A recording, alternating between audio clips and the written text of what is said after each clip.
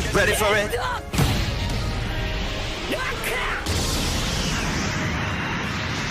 One moonlit night, a girl shakes from crying as a maid puts makeup on her face. Behind her, another girl walks out onto a stage where leering nobles start bidding on her. Tears stream down the girl's face as the nobles bid higher and higher. Meanwhile, in a private booth, Marquess collide. The lady in charge is annoyed at the cheapskate nobles. Backstage, the girl keeps crying and begging for her mother when a white-haired girl tells her that she should try to look pretty for her. When the white-haired girl's turn comes up, she confidently walks out onto the stage. The nobles are stunned at her beauty and arms quickly rise up to bid on her. As the bidding continues, the girl abruptly chants a spell and a bright light consumes the place. She summons a key to break her handcuffs and creates a gun. With it, she starts massacring the nobles. When the workers hear the commotion and try to see what's happening, the maid retrieves a spear underneath her skirt and stops them. She also gives the keys to the other girls and advises them to flee. Meanwhile, guards finally arrive and confront the white-haired shooter. Upon clashing weapons with the guards, the girl was blasted back and she realizes that these opponents are magic users. The two girls, Daya and Tart, are now facing off with the guards. Tart buys enough time fighting the guards for Daya to cast a spell that makes the whole room explode.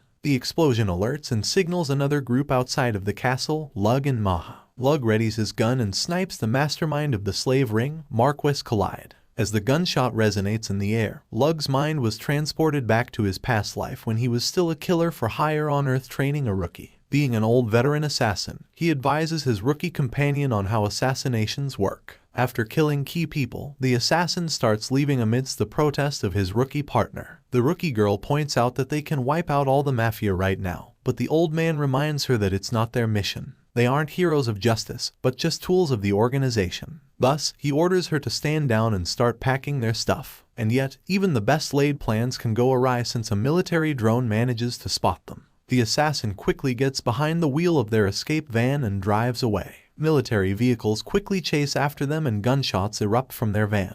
The military shoot back in self-defense and the van explodes in a fiery explosion. However, this was all planned by the assassin since he instructed his rookie assistant to rig some machine guns in the back. The van's bumpy ride makes the guns shoot automatically, and with it still running through the road, the assassin and his rookie jumped out. The unmanned yet still running and shooting vehicle acted as a lure for the militaries to chase while they hid in the rocks away from the road. While the assassin treats the injuries from their escape, he can't help but ponder how a drone wasn't expected in their plans. Did someone make a mistake? They then settle into rest since moving at night would make them more easily spotted by the thermal cameras of drones. As they lay on the ground resting, the rookie asks the assassin why he became a killer in the first place. The old man narrates how he was raised by their organization as an assassin since he was a child. Thus, he had no choice and it was all he ever knew. However, old age is catching up to him, so he decided to retire after this job and teach new assassins instead. That was actually why he brought a novice in this mission to act as a practice run.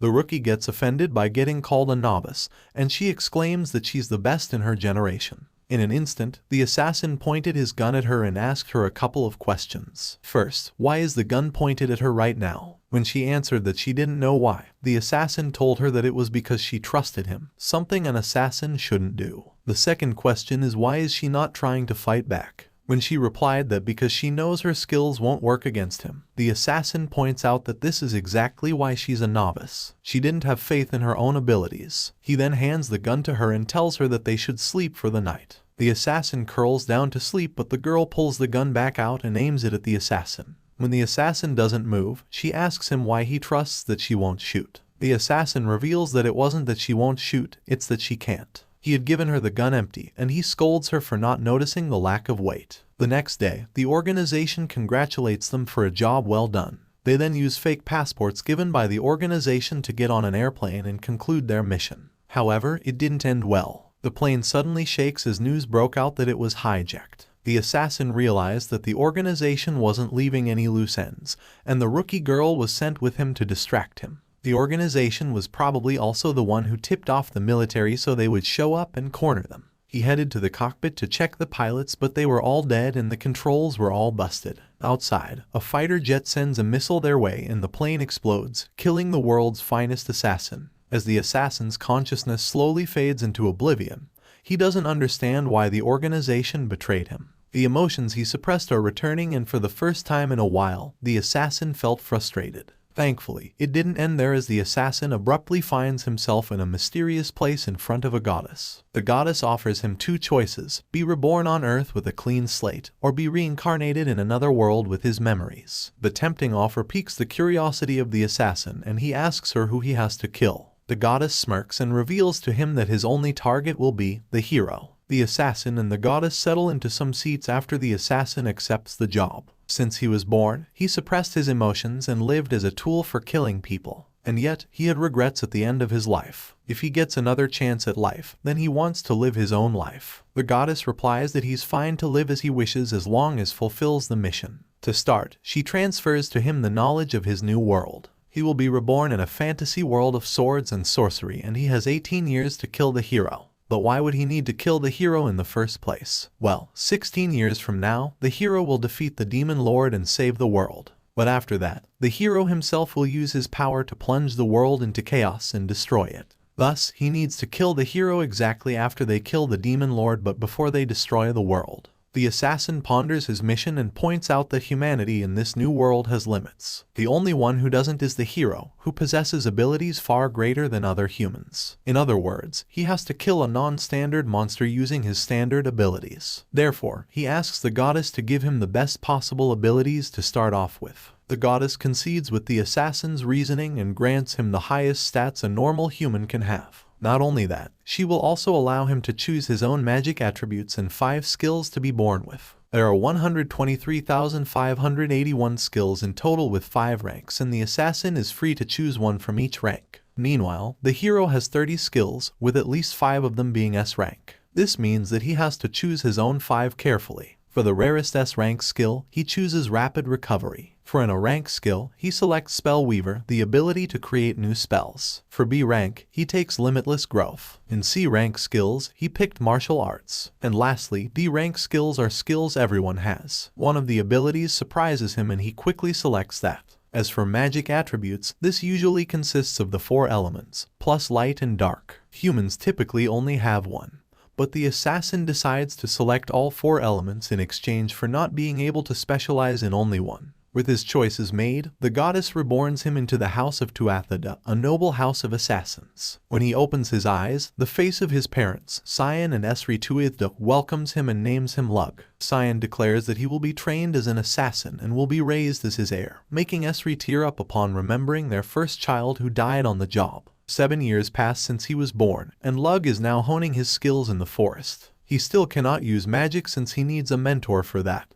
But he is still strengthening his mana by hunting animals in the forest. After bringing home his meat, he prepares it himself by using his past knowledge of nutritional science to ensure optimal growth. His parents are amazed at his skills not only in cooking but even in inventing new cooking equipment and methods such as the pressure cooker. They then eat together as a family, something Lug never experienced in his previous life. The food he made in his previous life tasted far better than what he prepared now. His tools and ingredients were also more sophisticated back on Earth. But for some reason, to Lug's taste buds, the meal today with his family tastes far much better. After eating, Lug heads to the Tuatha training room. Here, his father orders him to strip his clothes and perform their kata. With each movement, Sion carefully checks his body, the development of his muscles, the growth of his skeletal structure, and even the range of motion of his joints. This information is then used to decide the next course of their assassination training. On the exterior, the House of Tuatha are their kingdom's greatest medical experts, and secretly they are the royal family's assassins. To prepare him as his heir, Lug is extensively trained in martial arts, weapons handling, as well as medical techniques. It is actually pretty convenient for Lug to be reborn in that family since he can use them for his mission to assassinate the hero. After their training, Sion commends Lug's growth and announces that he now has enough strength to withstand the operation. He will now be given the mystic eyes of Tuatha. This is a secret magical surgery done by their house to strengthen their eyesight, even allowing them to perceive mana. With it, they can see at great distances. It improves their dynamic visual acuity, depth perception, and low light vision.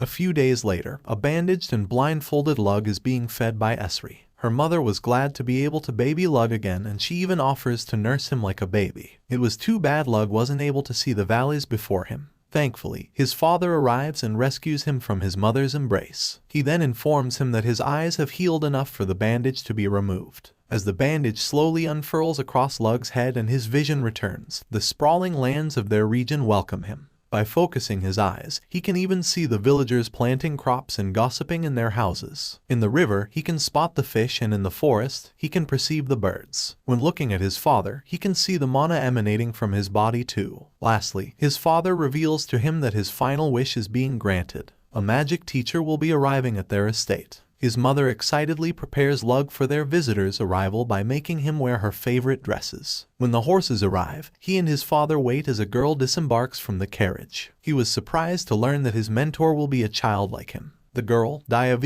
comments that Lug seems to be too young to learn magic, but Cyan defends him and assures her that he is a genius like her. The girl intently stares at Lug and decides to demonstrate her mastery of magic. A fiery explosion suddenly erupts right in their estate's courtyard, and Dia introduces herself once more as one of her kingdom's top 5 mages. Dia's first order of business in teaching Lug magic is to determine his capacity. To do this, she hands him a far stone, a stone that can be used to store mana. She instructs Lug to pour all his mana into it, and Lug does so, making the stone shine brightly. Dia is amazed since not even adults can produce that much mana, but Lug actually still wasn't finished. He pours more of his mana into the stone, making waves of energy radiate off of him and the surroundings shake violently. Dia is dumbfounded and scared, while Lug determines his mana is still not enough to defeat the hero. All of a sudden, the stone starts to crack and Dia hurriedly shouts at Lug to throw it away. He uses his physical reinforcement to send the stone high into the air,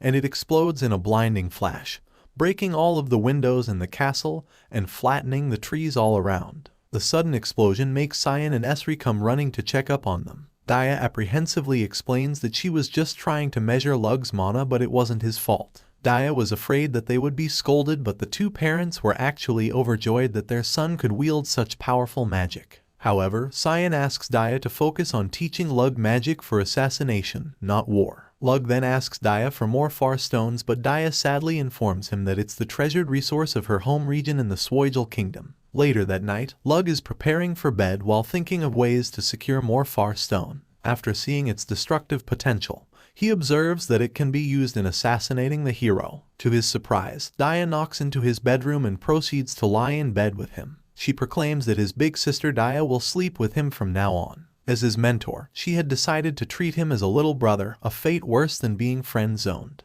The next day, Dia hands Lug a far stone to determine his mana attributes. She was amazed to learn that Lug has 2 mana attributes just like her, but Lug urges her to check the other ones, and she finds out that he actually has all 4 elements, making him the first in the world. Next, Dia tells him that he would first need to convert his mana's attributes to cast spells. Thanks to Dia's guidance, Lug can feel his colorless mana slowly taking on color and being reborn with purpose. Afterward, he tries filling up a far stone again, and this time, he was able to make it dyed in the color of earth. All of a sudden, archaic letters start appearing in Lug's eyes, and Dia tells him that this means he learned a spell. When one takes on mana from one of their attributes, one learns spells as a revelation from God. The more often he casts them, the more new spells he'll receive. Dia demonstrates the spell Create Copper, making a block of copper appear in her hands. Lug copies her, and he was able to create a chunk of copper, surprising Dia once again. A week later, Lug manages to create copper just as well as Dia. This makes Lug wonder if he can cast a spell off a transcription written by someone instead of the letters in his head. To test this, she has Dia write the spell for creating iron. To their amazement, he manages to cast it. This proved Lug's hypothesis that people in this world consider spells as being given by God, so they never tried writing them down. Lug also notices that the copper and iron spells have nearly identical incantations, so he asks Dia to write all the incantations she knows. He guesses that they might be able to create a new spell only by changing parts of an incantation. A few hours later, Lug determines that the spell uses the elements specific gravity, melting point, and atomic weight to cast spells. By changing those parameters, they try to cast Create Gold. At first, Dia wasn't able to do it while Lug could because of his skill Spellweaver, the ability to create new spells. However, when he writes it down for her, Dia can now cast it too by reading it. With that, the two happily promise to help each other create new spells. 2 weeks later, Lug and Dia can now create guns using earth magic and shoot bullets using fire magic. However, this still wasn't nearly enough firepower to take down the hero. He decides to create another much more powerful weapon, a cannon. He instructs Dia to cover his ear and sends a shot into an island in the middle of a lake, obliterating it. Dia shouts at him that his cannon is too powerful, but Lug just stares at the cracked nozzle of his smoking weapon,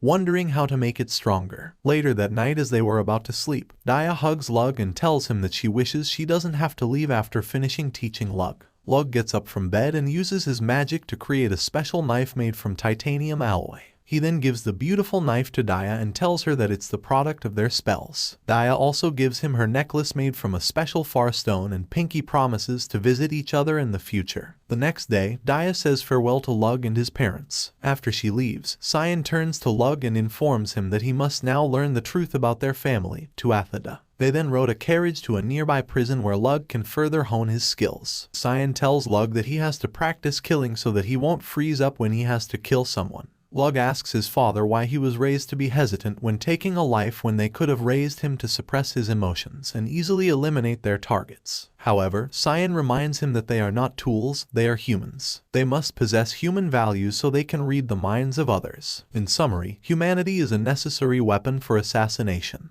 They then enter a dimly lit room where Lug can see a gagged crying woman inside. Cyan removes her gag and she immediately begs them to let her go. However, Cyan pays her no mind and instead explains to Lug that she was stealing from a house and killed its occupants when she was caught. The girl cries out that she was so hungry that she had to steal, but she didn't mean to kill them. Lug calmly approaches the woman and slits her wrists. The woman immediately gets angry and shouts at Cyan for tricking him. She was instructed to win over Lug with her tears so that she'll be spared, so why are they still executing her? She curses at both him and Lug, promising to kill them as she did her past victims. Seeing her true nature, Lug mercilessly throws the knife at her. One bleak and cold day, an emaciated girl is walking and stumbles through the forest alone. She had been abandoned by her poor family since they needed to reduce the number of mouths to feed during winter. With snow falling all around her and hungry wolves surrounding her, she cries out that she still doesn't want to die. A few days earlier, Lug and his parents were strolling through town enjoying the bountiful harvest festival of their region. Cyan even points out that the cream stew Lug spread throughout the townsfolk seems to be a popular meal. While Cyan is appreciating the good harvest, Lug is looking through the crowd of people with his Tuatha eyes, trying to find someone who has mana. He manages to find an old man, but he isn't suited to what he's looking for. In reality, he's looking for someone to be his assistant. However, most people who have mana are nobles, so they're difficult to recruit, so he has to find a rare mana-rich commoner. A few days later, he goes out on his usual hunting trips before the snow fully sets in. That's when he senses a pack of wolves hunting their prey. To his surprise, this prey turns out to be a sickly human girl. When a wolf pounces on the girl, Lug quickly shoots it down and he lands right beside the girl. He hands her all his weapons and decides to take the opportunity to practice himself against the other 5 wolves. Using magic, Lug arms hands with metal bracers and creates a knife. With them, he was able to block the wolves' bites and stab them with his blade. After managing to eliminate all the wolves, he turns to the girl and asks for her story. The girl feebly explains how her family had abandoned her to increase their chance of surviving the winter, so she had no choice but to brave the forests. She was hoping to visit the region of Tuatha since she heard they were much more bountiful than the region they were currently working on. After hearing her story, Lug prepares porridge for her and feeds her. Lug recalls how he heard that the lord of the neighboring region is incompetent and greedy, giving exorbitant taxes to the people he ruled over. It looks like the sickly girl before him is a victim of his tyrannical rulership. Lug then reveals to the girl that he is actually the son of the Lord of Tuatha. The girl was surprised at this and replied that God actually told her in a dream that she would have a fateful encounter. After hearing this, Lug decides to take her in and invites her to his place. He promises to feed and shelter her if she would work for him. After all, he needs her. However, he warns her that he killed people before and he will continue killing people in the future. The girl was undisturbed by this since for her, Lug is still a good person for saving her. Moreover, no one told her she was needed before and this made her really happy. As such, Lug had found his assistant, a girl named Tart. In reality, from the very first moment Lug had seen Tart, he had observed that she has mana, the very quality he was looking for. That was why he saved her. Then, when she mentions that God visited her dreams, he realized that the goddess probably sent her his way. He was then very kind to her and even revealed that he killed people. Sharing secrets is a good way to earn someone's trust. And since she made the final decision, Tart wouldn't recognize that Lug had effectively brainwashed her into being his assistant.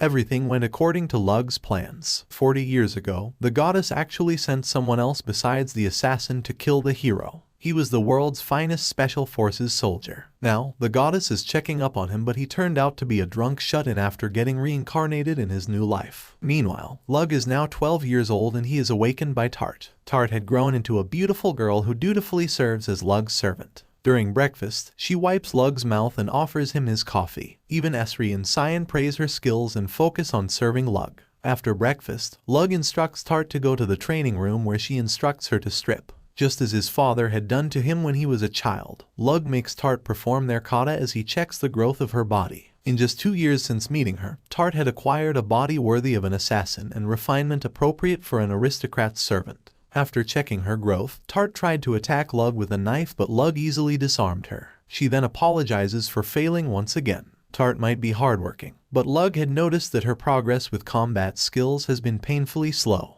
The only thing she's good at is handling a spear, but that wasn't really a weapon suited for assassination. Thus, he has to create a knife fighting program suitable for her. Later that night, Lug finds Tart still training with a knife. Tart apologizes for not meeting Lug's expectations, but Lug just tells her that they would just have to change their approach. Using earth magic, he creates a folding spear for Tart and gives it to her. Tart tries it out and she easily destroys the sparring dummies. And yet, it can still be easily hidden for assassinations. Lug applauds Tart's skills and informs her that she's just what he needs. The next day, Lug is woken up by Tart just as usual. But this time, Tart is actually lying down in bed beside him and quickly hugs him tight. 35 years earlier, the goddess had once again sent forth another reincarnation with the mission to kill the hero. This time, she chose the world's finest samurai. The samurai humbly accepts the mission and gets reincarnated in the fantasy world. After 35 years, she is now checking up on her reincarnation's progress,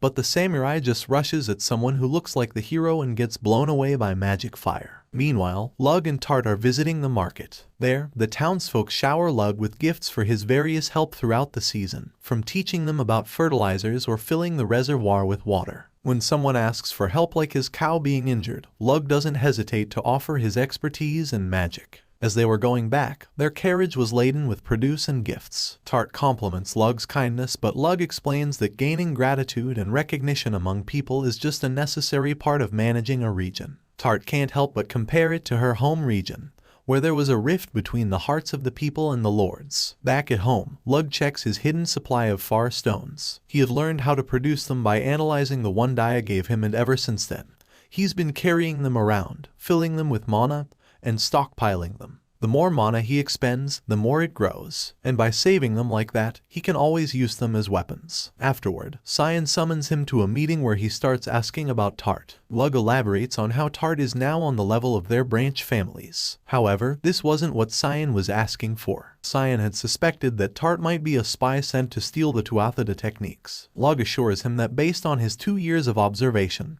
Tart is innocent. He has been examining her through regular conversation, her eye contact, the number of times she blinks, her blushes, her breathing, pulse, and perspiration. From that, he concludes that Tart is honest to a fault. Of course, it was natural to be cautious. Lug was failing to find a commoner with mana in their region, and all of a sudden, he finds a mana-rich orphan girl in the forest. Their meeting was the miracle of a lifetime. It's only natural to assume someone might have set it up. With their suspicions about Tart cleared, the two continue and discuss their next topic, a special test for Lug. If he passes this test, he will be recognized as a full member of the family and will be given jobs as an assassin. The exam, a fight between father and son. The test takes place in the forest where Lug is now stealthily traveling through in his assassin attire. Since this is a fight between assassins, it won't be a fair exchange of blows. They'll both try to take each other by surprise, so whoever finds their opponent first will have the advantage. All of a sudden, arrows start hitting the place where Lug was, but he fortunately manages to hide behind a tree. Using the arrow's trajectory, he manages to locate his father and he throws some knives at him. When Cyan dodges, Lug goes straight for close quarters combat. The two dodges each other's knife attacks. When Lug kicks Cyan, Cyan slams his elbow on his foot, breaking his ankle and forcing Lug to retreat and hide. Lug heals his injured foot and assesses his situation. He is stronger and faster than his father, and he also has his previous assassination experience. And yet, Cyan is leading him around by the nose. Lug accidentally activates a tripwire and he deftly dodges the wooden pike's shot at him. However, this was all a decoy since the real threat is Cyan pouncing on him with a blade. They exchange blows once again until Cyan retreats. Lug realizes that Cyan is predicting all his movements, the creaking of his muscles, his perspiration, breathing, gaze, smell, and flow of mana, all because his father possesses the world's finest medical knowledge and understanding of the medical body. Lug changes his strategy and decides to focus on Cyan's movements rather than moving around himself. He closes his eyes and senses the bloodlust in his surroundings. He dodges the bloodlust from both his sides as knives come whistling past him, but he knows all of these are just a feint since his father would conceal his bloodlust until the end. Just as he predicted, his father comes crashing down on top of him with his knife and stabs him in the shoulder. However, he had already placed his knife against Cyan's throat, winning the battle overall. His father compliments him as he bandages Lug's wounds and points out that Lug was even holding back by not using his magic, his best weapon. However, Lug explains that if he used magic, then it would render the duel pointless since this was supposed to be an exam to be an assassin, not a fight. Cyan acknowledges Lug for seeing the true purpose of the test and announces that from then on, Lug will assist him in his missions. True to his word, Cyan starts bringing Lug to his missions, whether it's slitting someone's throat, poisoning someone, and more. On one of their targets, he even shows Lug how to seem that the victim noble was killed by bandits he conspired with, scaring other nobles who would want to work with bandits. Of course, Cyan still goes to sick nobles who call upon them and act his disguise as a doctor. He then tells Lug that he would need a false identity himself if he aims to disguise his way to a target. For that, he had arranged a fictional person for Lug to become, a bastard child of the head of the Balor Trading Company,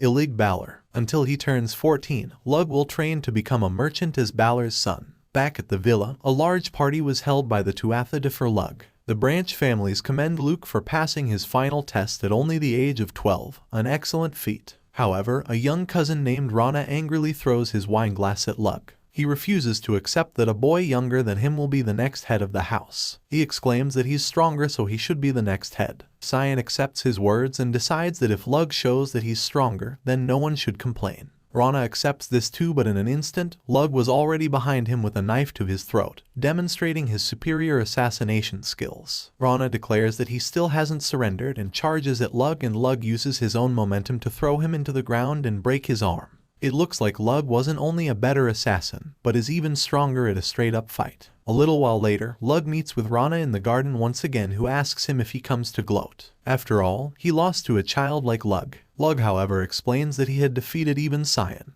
the finest Tuatha in history, so nothing that Rana can do can beat him. However, he doesn't have to. Instead, Lug asks Rana to become his subordinate. He knows that Rana is still one of the strongest warriors in their region, so he asks him to not be an assassin, but a knight of Tuatha under Lug. Rana smiles and accepts Lug's offer. As a token of appreciation, Lug gives him a sword he created with earth magic. The next day, Lug and Tart depart to the city of Miltew to start the next step of his training, creating the persona of the merchant, Ilig Balor. To start off his disguise, Lug dyes his hair black with magic while Tart changes her servant outfit. Meanwhile, in the merchant city of Miltew, a violet-haired child named Maha offers her service as a tour guide to newcomers in the fair city. Along with her fellow orphan, they create dolls to give to their clients and earn some money thanks to their touring service and referral fees from bars and restaurants across the city. All of these operations were thanks to Maha, who planned everything out to improve their lives. When rain falls, their services stop and instead they plan out what they should do next. Maha wants to buy new clothes for them so they can give tours to richer people. All of a sudden, a group of thugs arrives at their hideout looking to capture them. Maha tackles them, allowing the others to scatter and run away. Unfortunately, they were no match for the male adults who easily captured them one by one.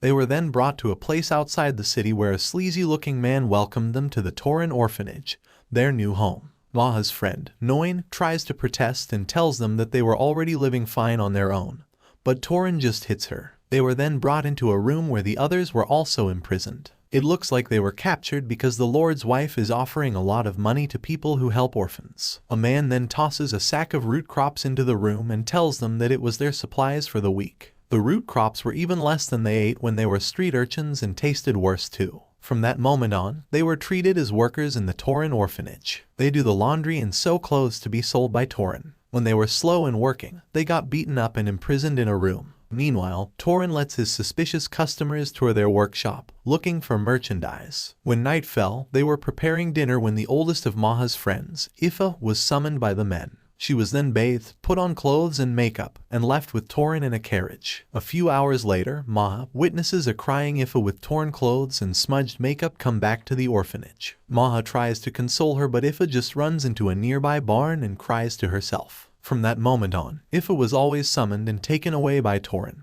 and slowly but surely, the twinkle in her eyes faded away. One day, Maha's other friends try to protest their treatment of Ifa, but they just end up going through the same thing as her. After Noin went through what Ifa experienced, she cried and started injuring her face with a sickle. Maha tried to stop her, but Noin just tells her that with her face now scarred, no one will buy her from now on. 2 years later, Maha overhears Torin talking to his men about how Maha is getting older now too. She now seems old enough to get her own customers by now. Maha is horrified at what she overhears and runs to the barn, thinking about what all her friends went through. She found herself holding the very same sickle Noin injured her face with, and wondered if she should do the same. She was about to do it when a voice behind her suddenly told her that she would be cuter if she smiled more. The boy Lug in his persona is Ilig Balor. Torin introduces Lug to the girls and announces that Lug is looking for an assistant. All the girls are surprised and excited at the thought of being taken away from the orphanage, while Maha hesitantly steps back. However, Lug steps forward and offers his hand to Maha, asking if she wants to work for him. Torin commends Lug for choosing Maha but tells him that she is special. Lug offers him more money and Torin finally relents, on the condition that Maha would need time to get ready, so Lug should return in 3 days. Maha realizes that Torin probably plans to sell her to others first during that time before handing her over to Lug. She was about to warn Lug, but Torin glared at her into silence. After Lug leaves, Maha's suspicions were confirmed as she was bathed and dressed up just like all her friends were when they were sold. Noin congratulates her for being chosen by Lug, but she also laments for not being chosen herself. Torin then brings Maha into the carriage and off they go to one of his customers. On the way there, Torin himself takes an interest in Maha's body, and he starts touching her inappropriately. Maha knows that she only has to endure 3 more days of this, and she can then go with Lug.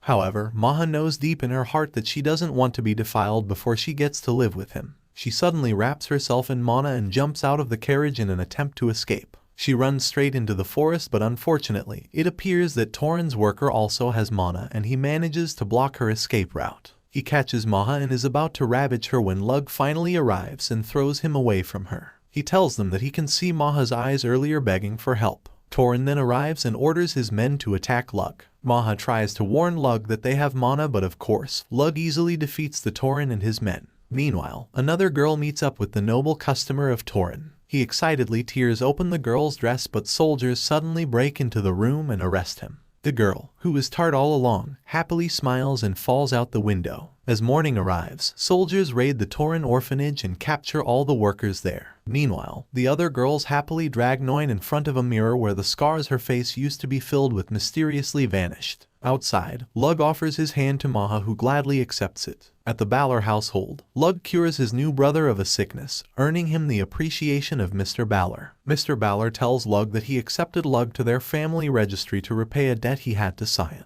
But it seems that he is now indebted to the Tuatha family once again. In exchange, he gives Lug new adoption papers, allowing Maha to be formally recognized as Lug's younger sister. The next day, Mr. Balor gives Lug his first new task as a member of their merchant family. The Balor Trading Company sells all kinds of products. Unfortunately, not all of their shops succeed. Thus, he is giving Lug one of their old failed liquor stores and he wants Lug to run it. He knows that Lug has only been there recently, but as a merchant, he can judge a person's character, and he believes that Lug is exceptional enough to succeed in this endeavor. After accepting Mr. Balor's job, Lug returns to home where Tart and Maha warmly welcome him. While they eat the dinner that Maha and Tart prepared, Lug shares the details of their new task. Lug then also reveals that he's actually planning to do something completely different with the store. Their first objective is to make money, which will allow them to keep the store open for a long time. Their second objective is to stock and sell merchandise targeted at nobles. This would allow Lug to get close to them, which they can then use in their assassinations. To accomplish all of these goals, Lug had decided to create a store for women, more specifically a cosmetics and sweets shop.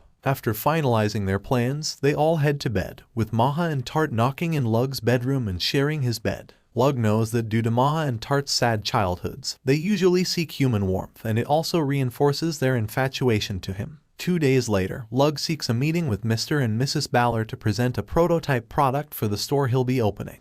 Mrs. Baller is cold and indifferent to Lug since she believes that he's her husband's bastard son, and she warns Lug that he should make sure his product is useful, or else. Thus, Lug explains his idea of opening a cosmetic store in the city. Mr. Baller voices his doubt about the idea since it's already a very saturated market, but Lug further elaborates that he will be making use of that. Removing cosmetics in their world takes the skin's oil with it, damaging the skin and drying it out. Therefore, what Lug actually plans to sell is a new product called moisturizer. This will moisturize dry skin and preserve its condition, rather than decorating the skin like other makeup.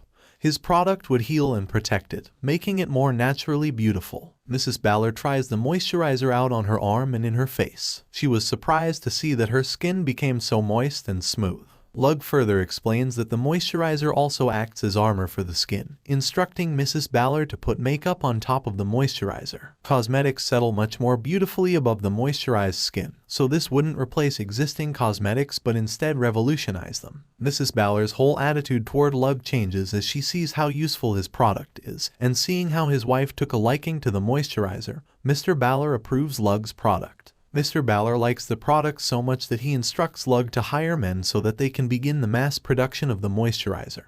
But Lug warns him that if they do that, then other companies might steal their formula. As such, he would need a month to finalize it all, and he informs Mr. Baller that one of the secret ingredients of the moisturizer is a medicine from Tuatha. That way, they can make the secret ingredient harder to find out, and they can even prevent the other companies from being able to buy it. On the way home, Tart congratulates Lug for their successful presentation. As a result, the Tuatha would be able to earn more money thanks to the new product, and the Baller Trading Company wouldn't be able to cast aside Lug once he's no longer useful to them. 6 months later, Baller Trading Company's new cosmetic shop named Orna is a hit amongst both nobility and commoners alike. Long lines of women form in front of the shop before it opens, and they even have to limit each customer to buying only 2 bottles of moisturizer. The shop is staffed by Maha's friends, with Maha acting as the assistant store manager. Meanwhile, Lug had received numerous invitations from nobles all throughout the land, making his sneaking much easier. Tart reports that spies from other companies repeatedly try to sneak into their factory, and bribes are plenty, but they still haven't been able to get their formula. Later that night, Lug is in his bed knowing that if the spies cannot steal the formula, they would just probably kidnap someone who knows it.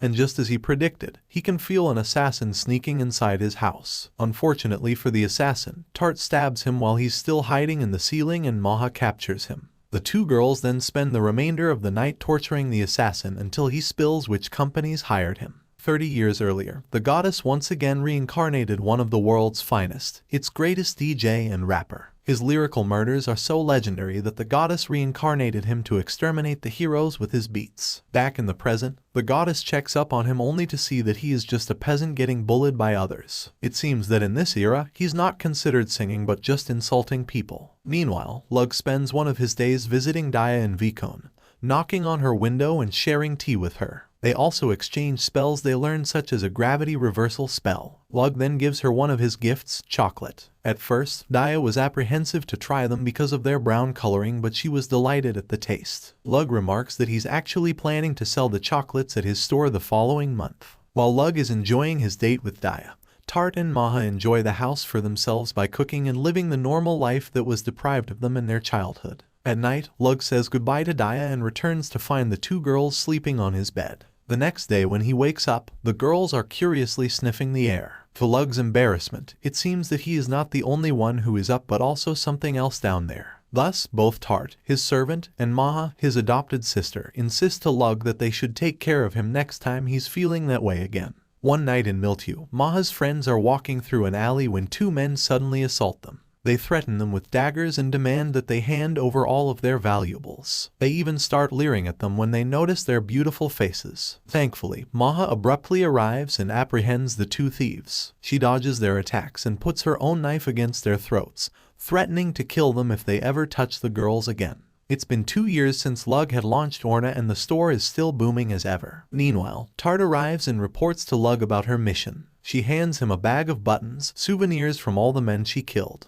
Tart is creating such an impact on the battlefield that she now has the nickname Lightning Quick Battle Maiden. Lug has been sending her to various combat situations so she can get some battle experience, while Maha handles the store where she handles information and money. In the span of 2 years, Ilig Balor and his store Orna is now a household name throughout the lands thanks to their products moisturizer and chocolate. Lug had managed to create a large information network thanks to these. Later that night, he transfers all his responsibilities in Orna to Maha. She will be the one to handle it while Lug returns to his normal life as a Tuathida. Maha actually already has plans of expanding Orna's base beyond the city of Miltu. She shares his plans with Lug, who noticed something about it. Unbeknownst to Maha, Lug actually looked into Maha's childhood and past life. He had learned that she was the heiress of an influential trading company, but her parents were betrayed by their right-hand man. He murdered Maha's parents and stole the company, forcing Maha to flee for her life and live on the streets as an orphan.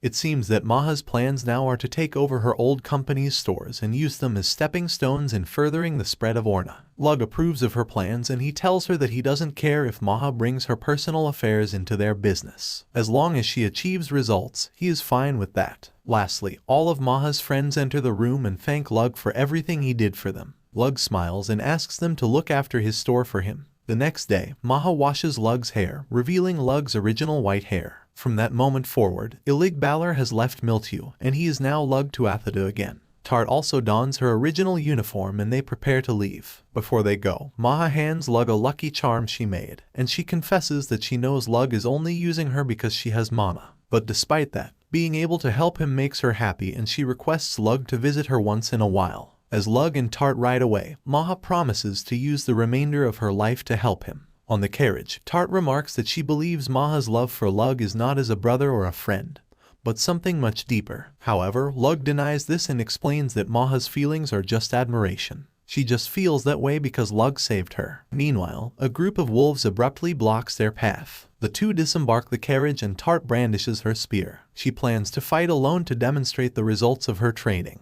When a wolf charges at her, she lunges at it with her spear, stabbing it in the head. When another tries to attack her from behind, Tart quickly casts a spell that shoots magic out of her back and into the wolf, killing it. As for the last enemy, one throw from Tart's spear was enough to bring it down. Lug commends Tart's performance for managing to defeat all those magical beasts in just a couple of seconds. However, he also recognizes that the appearance of these monsters near human settlements means that the hero must be showing up soon too. When they reach Tuathida, Lug notices that the farms are all full of soybeans, the secret ingredient in the moisturizer's creation. The commoners rejoice at seeing Lug again and they thank him for giving them such booming business. Thanks to Orna, some of them were even able to buy new animal farms like cows. They once again give him a basket full of produce as thanks. When they reach the Tuathida villa, Esri welcomes her son in a warm embrace and a couple of sniffs. After getting her fill of Lug's scent and warmth, she thanks Tart for taking care of her son and they enter the house. In his study, Cyan congratulates Lug for reaching 14 years of age, a legal adult in their world. Not only that, he only instructed Lug to construct a merchant life for himself, yet now, all nobles know of Ilig Balor's name and cosmetic brand, Orna. However, Cyan admits that there is actually another reason why he sent Lug to Balor to learn how to become a merchant. He had wanted Lug to find another way to live beside their Tuathida way. Now, Lug could continue life as a merchant, not as an assassin. In fact, Balor himself advised Cyan to let Lug become a merchant instead. Lug asks his dad to clarify what he's saying, so Cyan states that Lug's hands haven't been stained by the blood of assassinations yet. He had only helped Cyan kill and he only eliminated death row criminals. This means Lug can still escape that kind of life. He divulges to Lug that it's also the Tuathida's role to be abandoned if their assassination gets exposed. Not only that, their clients could betray them too. He registered Lug as Ilig Balor so he can live as a merchant if he gets abandoned, or if he decides to quit as an assassin. With that, he asks Lug if he still wants to be a Tuathida. Lug stares at his father and tells him that he's choosing to be a Tuathida. The people of Tuathida and the individuals he met are important to him, so he wants to protect them. He can still be a merchant if he gets abandoned. He won't carry out assassinations because he was ordered to like in his past life. He will now do it for his own happiness. And truthfully, there is one more reason. He needs to be a noble because he is in love with Dia Vicon. A merchant wouldn't be able to marry her, so he has to be a Tuathida. Cyan laughs at his reasoning and acknowledges his decision. Therefore, he gives Lug his first solo assassination target, a corrupt noble. Lug's target is Count Asbavenkor, a noble selling military secrets to neighboring kingdoms in exchange for an illegal drug called Visine, which he then sells throughout the kingdom. However, Lug wants to see for himself if this target really should be assassinated. He writes a coded message to Maha, asking for her to make arrangements so they can infiltrate the Count's mansion. The next morning, Lug finds his mother silently entering his room while he's sleeping. It turns out that Tart told her about Lug's morning accident in the past and she wanted to see it for herself. She even stays in the room watching Lug dress up for the morning, forcing Lug to kick her out in annoyance. Later, Esri then presents Lug with a couple of pictures of girls. They are all different noble girls willing to be put in an arranged marriage with Lug. Why? Because Esri wants grandchildren now. Tart voices her complaints and argues with Esri. Thus, Esri suggests that Tart can instead bear Lug's children.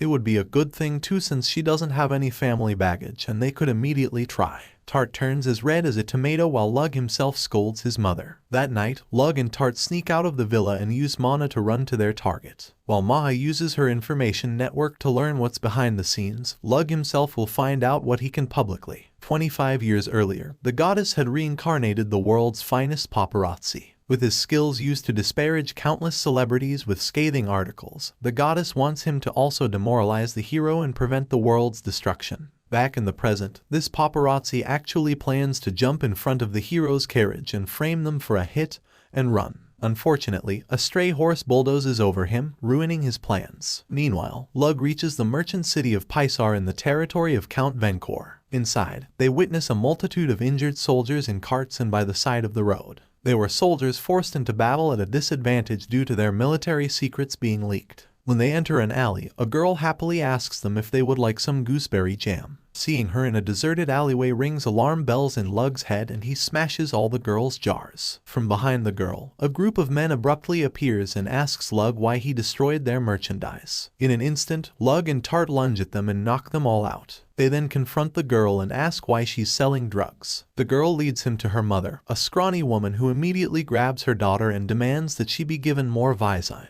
When she failed to give her some, the drug-addicted mother hits her daughter and lashes out. Lug calmly restrains her and uses his magic so that her body would no longer crave the drug. However, he warns the girl that her mother's psychological dependence would still not change. When they return home to the Tuatha de Villa, Lug and Tart see that shipments of cosmetics from Maha have arrived. Alongside those were her reports about Count Venkor. He truly is the ringleader of the drug operation who claims that the mafia transports the drugs and bribes the nobles. With those reasons and other nobles backing him up, the royal family couldn't make a move on him. Thus, they had no choice but to order Tuatha to assassinate him. Seeing all of these, Lug concludes that Count Venkor truly deserves to die. A few days later, Lug and his Ilig Balor persona and Maha travel to visit Count Venkor. On the way there, Maha asks Lug to not bury his romantic feelings for them. At first, she and Maha did see Lug as their older brother, but they couldn't help but fall in love with him. As a noble, he can even accept them as their mistresses and still pursue Miss Daya. After a few hours of traveling, they finally reach Count Venkor's villa, where his wife welcomes them to the house. Pretending to be peddling their moisturizer, Lug and Maha allow Countess Venkor to test their products. When Countess Venkor asks why they chose her to be the first to try their new products, Lug admits that since Count Venkor is one of the up-and-coming nobles of the region, she was the best person to advertise their new product. Countess Venkor was glad to hear this, and she admits that a few years ago, they were actually just poor nobles, so she is glad by the change in their fortunes. Count Venkor then enters the room himself and invites Lug to a party he is holding in their honor. At the party, Lug and Maha advertise their new products to the other nobles while Count and Countess Venkor also enjoy their love together. But as the party ends and the night deepens, Lug returns near the villa in his assassination garb.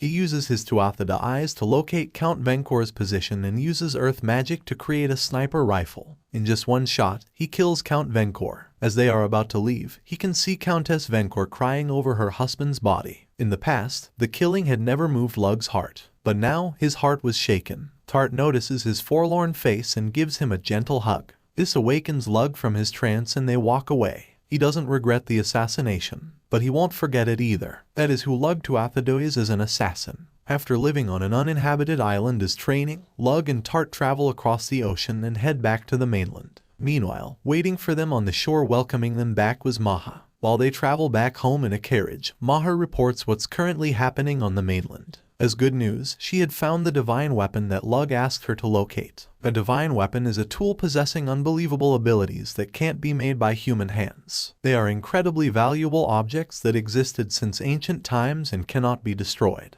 This particular divine treasure that Maha found is the magic spear Bugok. She is trying to purchase it from its current owner, a man named Satanta Macness. He is also known as Cran's Hound and the person most likely to be the hero. As for bad news, Maha informs them that a civil war has broken out in the neighboring kingdom of Swoigel. Even Ms. Daya's house Vicon has joined as part of the kingdom's army, and on the side of the rebel forces, there's a soldier giving them a lot of trouble. The very same man, Satanta Macness. A few days later, Lug heads off to visit Daya. Daya was extremely happy at the sudden visit and prepared tea for him. However, Lug solemnly asks if she's okay. Daya was confused at this, so Lug explains that he heard about the war. Daya informs him that it's true there have been some skirmishes near the capital, but those are so far away from their region that they are barely affected. Moreover, House Vicon made a name for itself with magic and has plenty of magic users in their ranks. If only there was a house of aristocratic assassins in their own kingdom, then they could have prevented the civil war by assassinating the rebelling nobles. Lug mentions to Daya that one of the rebels has a divine treasure, and he is most possibly the hero. If he is, then human strength won't be enough to defeat him and Daya is still in danger. As a Lig Balor, he can get Daya and her family to escape to a safe kingdom. Daya gets angry at Lug's offer and she reminds Lug that she is still the daughter of Count Vicon. She was born with the responsibility of protecting the kingdom, its land, and its people. As such, she couldn't just abandon all of them and flee. Daya then abruptly changes the topic and insists that they should just enjoy the town instead of talking about sad topics. Just like Lug, she changes her hair color and proceeds to stroll through the market hand in hand with Lug. For their first stop, Lug suggests different food stops and restaurants in the area, surprising Daya that he seems to know more about their own region than her. Meanwhile, Lug notices something peculiar in the surroundings. A passing merchant seems like a veteran. Numerous people throughout the area seem to be skilled warriors too. Daya informs him that this must be because the draft has brought a lot of people with military experience into town. Daya then spots an archery arcade in the distance and she asks Lug to win one of the prizes for her. Lug gladly picks up the bow and arrow, but when he's about to shoot, Daya blocks his view and tells him that he cannot use his magic because that's cheating. He also cannot use his skills because that would be unfair to the store. Since he cannot use magic and his skills, Lug decides to just let Daya do the shooting with his instructions guiding her. Within 3 shots, she managed to win a teddy bear and they happily went to their next destination. 20 years earlier, the world's finest teacher was reincarnated by the goddess and was commanded to teach the hero. After she's gone, the goddess' whole demeanor changes and she starts looking for souls to reincarnate who can stop the hero's eventual rampage. Back in the present, Lug and Daya enjoy lasagna for lunch. Daya remarks how Lug's cooking still tastes better, so Lug promises to cook for her the next time she visits to Athida. All of a sudden, Daya's face becomes sad. However, she suddenly changes the topic and continues on their date. They are walking through the town again when they notice a boy sitting by the stairs. The boy is about to cry, so Lug uses the teddy bear Daya won earlier to cheer up the boy. Thanks to the teddy bear, they were able to learn that he had lost sight of his mother. Daya casts a spell and pulsating magic emanates from her palm. They were then able to locate the boy's mother's cries and follow them to her. As a reward for Lug's kindness, Daya invites him to a place special to her, the hot springs of Vicon. Lug hesitates upon learning that the hot springs are a mixed gender bath, but Daya doesn't seem perturbed about this and explains that she had reserved the whole place for them. Daya starts disrobing, which makes Lug once again realize how people of this era have little objection to being seen naked. Mentally, he should not be distracted with seeing other people, but he was worried that his body might react differently. Daya then excitedly pulls him along inside where a hot spring is surrounded by trees. They start splashing water against each other and Daya accidentally slips. Lug teaches her how to float on her back and they both float above the water, watching the sun while holding hands. Daya wishes that they could stay like that forever. She also tells Lug that just like how he loves Tuathida very much, she also loves Vicon and their town too. That's why she wants to serve them until the very end. In other words, she doesn't want to flee. Lug respects her decision but still informs her that everything is ready if she ever changes her mind. Later that afternoon, as Lug is about to leave, Daya tells him that she might be busy for a while because of the war. She doubts that they'll be able to see each other again until things calm down, so she'll just inform him when they can meet again. After Lug leaves, the commoners milling around the town shed off their disguises and don their armor. The soldiers all kneel as Daya walks back to the castle with tears in her eyes and whispers her goodbyes to Lug. A few days later, Lug is suddenly informed by Tart that there's an emergency back at the villa. When he returns, he sees that their father is treating a wounded soldier. They were just hired for a new job and Cyan wants Lug to do it. Their next assassination target is Count Vikon's daughter, Daya Vikon. Cyan informs Lug that he will respect his decisions if ever he decides to turn the job down. However, Lug first wants to know a couple of things. House Vikon are nobles of Swoigel, a neighboring kingdom, so why are they interfering with their affairs? Their house conducts assassinations for their own kingdom, and killing Daya doesn't help them. Cyan agrees with all of Lug's points and admits to him that if their involvement is actually discovered, it can become an international problem. Instead, this assassination is based on personal favors. House Vikon fought for the royal army in the civil war but they lost badly and were defeated. Count Vikon then paid their indemnity by surrendering most of his land and wealth, but the other nobles wanted more. They wanted Daya. Count Vikon and even Daya agreed to their demands but Vikon's vassals didn't. Daya was so popular with their vassals and people that they formed a volunteer army, barricaded themselves in the castle, and confined Count Vikon and Daya within.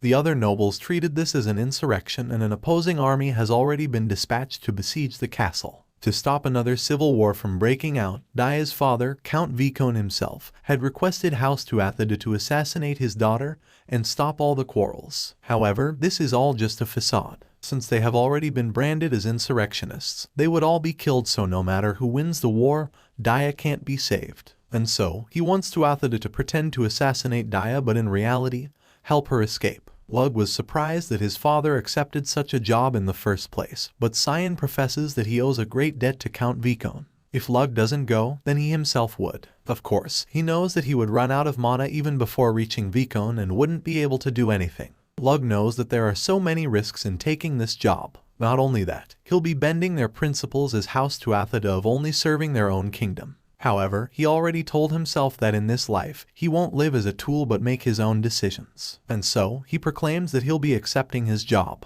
His father recognizes Lug's decision and admits that he himself only bent these principles once. It was for his wife, Esri, who was also a daughter of House Vikon. He never thought that his own son would make the same choice as him. A few hours later, Lug is ready and about to leave the villa when Tart volunteers her aid. Lug rejects her aid since Vikon is 300 kilometers away from their lands and Tart wouldn't be able to make it. However, Tart already considered this and she informs Lug that even with his rapid recovery skill, he won't recover enough upon reaching Vikon. That's why she offers to carry Lug partway there. She then steps in front of Lug and uses her mana to create a wind barrier in front of them. With her running ahead, Lug can ride in her slipstream. There's a lot of wind resistance when traveling at high speed. As one's speed increases, the wind resistance increases exponentially too. By using Tart's wind shield to block the air, Tart is lowering Lug's resistance, allowing him to conserve his energy. Not only that, she is even pulling her along with negative pressure. However, running at full speed while maintaining that wind shield is very mentally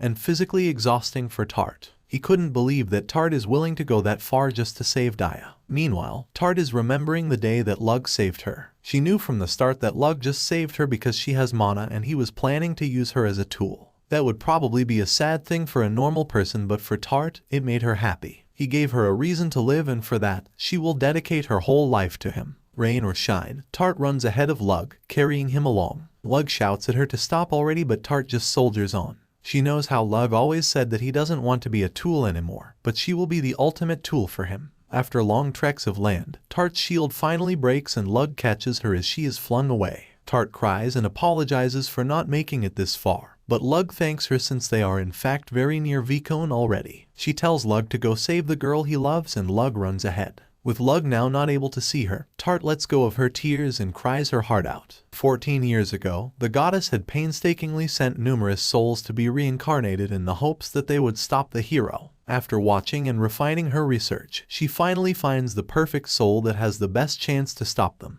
The only thing she has to do now is wait for that soul to die. That soul was the world's finest assassin. Back in the present, Lug reaches Vicone Castle in the middle of the night. He counts 1,500 enemy numbers besieging the castle that only has around 200 defenders. With his Tuathida eyes, he can even see magic users dotting the enemy army. This makes Lug curious as to how the Vicone Castle is still managing to hold out despite the superior enemy numbers. Looking at their camp, the enemy seems to be cautious of projectiles. Lug summons his gun and starts shooting at the magic users on horseback, correctly guessing that they must be the leaders. The enemy immediately responds to the sudden barrage from their rear and rains crossbow bolts on Lug's position. Lug realizes that if they respond that fast, then that must mean they know what guns are. That explains why the enemy still hasn't won the battle despite their numbers. They couldn't send the magic users in the front to blast the walls open because they get shot at by Dia. Lug casts a wind magic spell to pick up sounds throughout the battlefield, and he learns that his attack caused the enemy army to be confused. He creates a bow and attaches one of his stockpiled far stones at the tip of the arrow, filling it with fire magic to maximize its explosion and mixing some earth magic to create shrapnels. Lug launches the arrow into the night sky, which silently falls onto the enemy,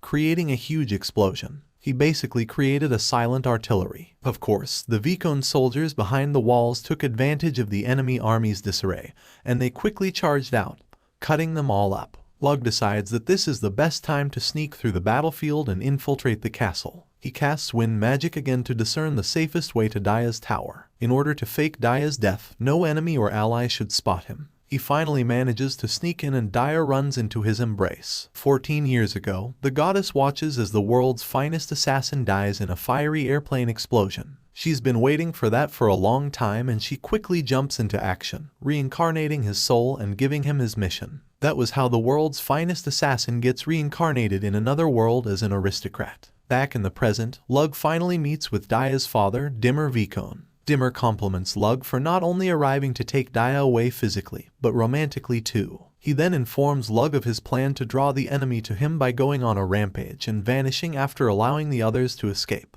He also plans to counterattack so the Swojil kingdom can be returned to its rightful owners. Lug acknowledges Dimmer's plan and informs him that he will set the room on fire. They will make it look like Dia had committed suicide. He had already brought a fallen soldier he got from the battlefield to act as Dia's body double. He then instructs Dia to yell out to the soldiers below that she doesn't want anyone getting hurt because of her, so she would rather just end her own life without belonging to anyone. Dia follows Lug's plan and opens the window to scream out, but Lug suddenly gets a bad feeling. It was the same feeling he had in his previous life when he felt like danger was approaching. At that instant, someone from the enemy camp throws a magic spear directly at them. The spear rains magic down on the battlefield, killing numerous soldiers, and upon hitting the castle, it explodes in a fiery explosion. Thankfully, Lug managed to tackle Dia out of the way. They see the spear magically hovering in the air and abruptly returning to its owner. Using his magic eyes, Lug can see the new enemy emanating a ridiculous amount of mana. He quickly creates a cannon and sends a blast at the enemy,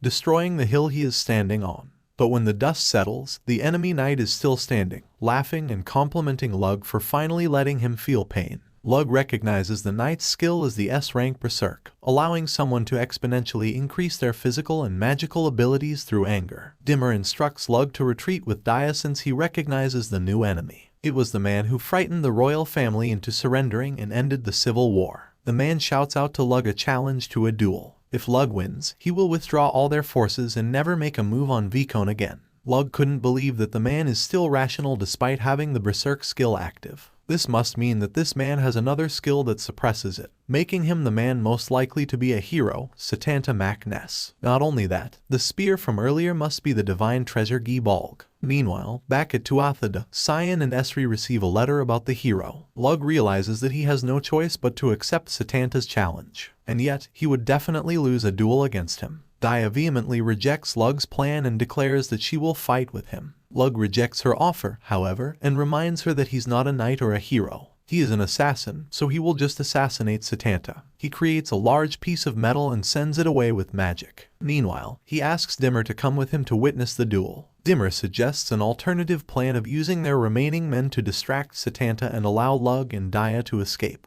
But Lug rejects this plan. They then head over to the battlefield where Setanta is, and Lug accepts his challenge. Lug can see that Setanta had already healed from all his injuries, further proof that this man must be the hero. Lug tells Satanta that he should order his subordinates to follow the agreements of their duel since they might double-cross them when Lug kills Satanta. Satanta grins at Lug's confidence in winning the duel, but he follows Lug's wishes and commands his army. Next, Lug asks what would happen if he dies, so Satanta exclaims that he will kidnap Daya and slaughter the remaining forces there. Lastly, Lug requests that everyone should withdraw from the battlefield since they might get caught in their attacks. With everything settled, Lug announces that he will toss a coin to signal the start of the duel. Unbeknownst to everyone else, everything from the moment he left Daya's side was already planned by Lug. All the questions, requests, and conversation with Satanta was just Lug's way of buying time. When the coin hits the ground and signals the start of their duel, a gigantic explosion suddenly fills the whole battlefield. This assassination spell was based on a space weapon from Lug's past life. Metal is loaded into satellites which was then dropped into the enemy position,